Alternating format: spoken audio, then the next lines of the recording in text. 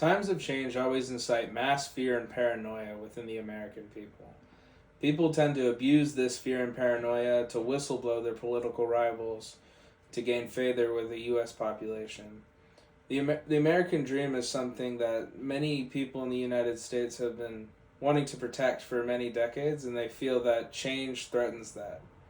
It doesn't always threaten that, but this fear is always there. Hello, my name is Adam Trubel, and I'm going to be doing my presentation on the parallelism between woke culture and the Second Red Scare. So both of these times in U.S. history are very impactful. The amount of change that was happening post World War II, beginning of the Cold War, and the amount of change that's happened in the past 4 years in the United States and in the world even, has caused a shift in the status quo, and people are afraid of changes in the status quo. So this incites fear and paranoia in them, thinking that the American dream might change or might break, and America as a country will cease to exist in its proper ways.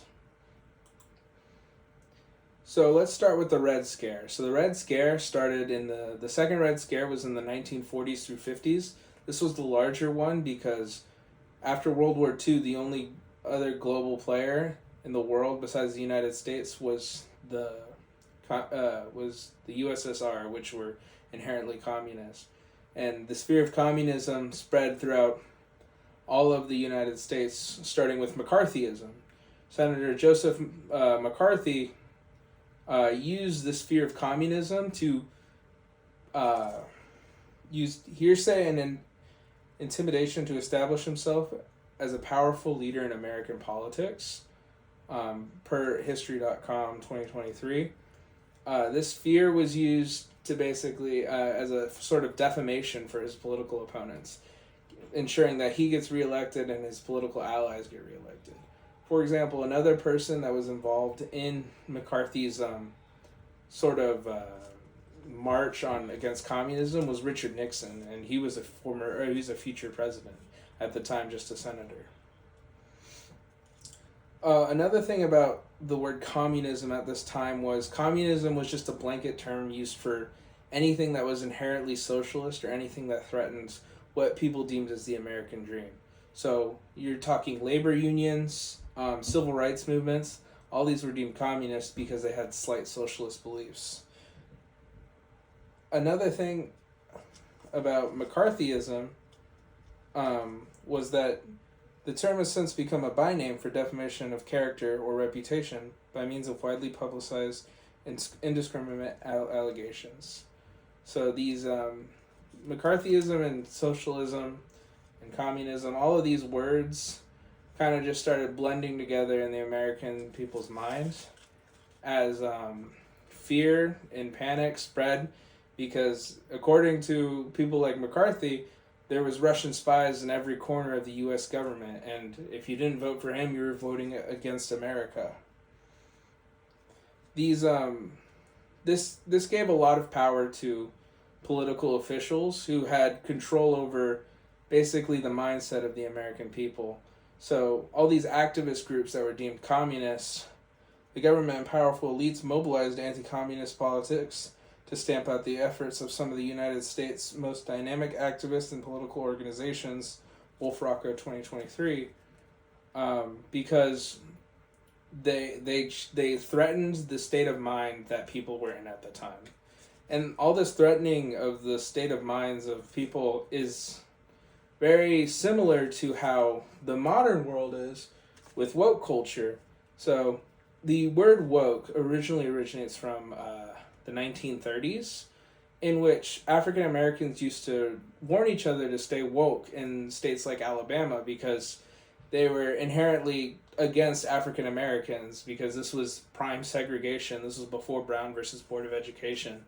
So white people did not want to integrate with people of color. So it was to stay woke in Alabama because you still have the KKK running rampant down there. But this eventually woke kind of drifted away from existence, and it resurfaced in 2016 with the Black Lives Matters movement. They kind of became synonymous with one another, where like being woke was being for Black Lives Matter, and then this eventually became an umbrella term for several other activist groups for any like form of activism, whether it was trans activism, LGBTQ plus activism. Woke kind of became an umbrella term for that, and when woke became an umbrella term for that, it was starting to lose its meaning and kind of become a buzzword for politics, where it was like mockingly used as woke culture, like ruining the American dream and stuff. So, for example, the SHRM organization, which is a HR organization for the workplace, it's labeled, using woke terminology is labeled as a con because this terminology is associated with wokeness and can be overused and misused. Due to this severe overuse and misuse, it kind of creates a them versus us sort of mindset in the workplace, which is very dangerous and leads to conflict and confrontation. This war on woke continues with the woke, in Florida they had an act.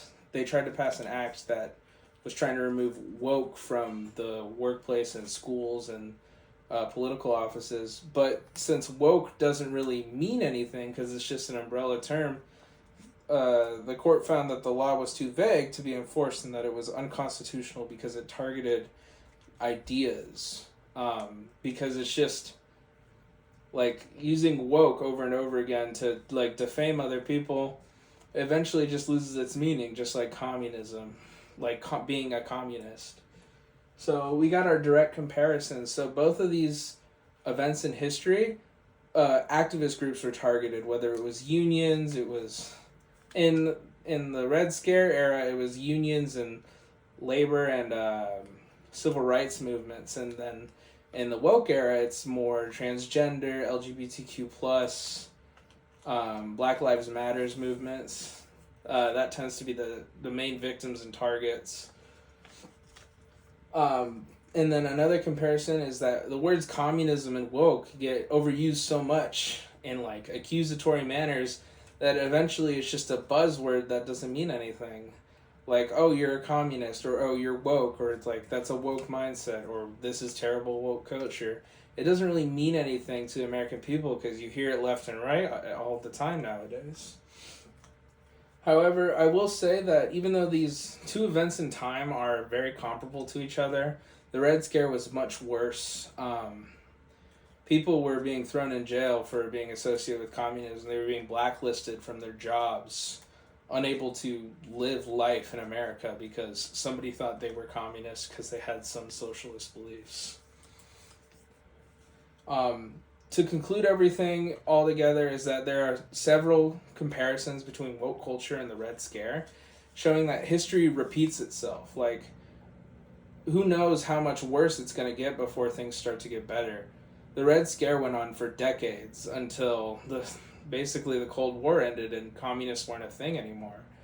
Is this woke culture like scare gonna keep going on until there's no more what the government concerns as woke people anymore? There's a lot of comparisons to draw between these two things, and it really shows that history repeats itself, and that if you don't pay attention to history, it's gonna come back and just do the same thing over and over again until somebody realizes that something's happening. Thank you for listening to this presentation. Here are my references for my research. I just want to say thank you, everybody, and have a great day.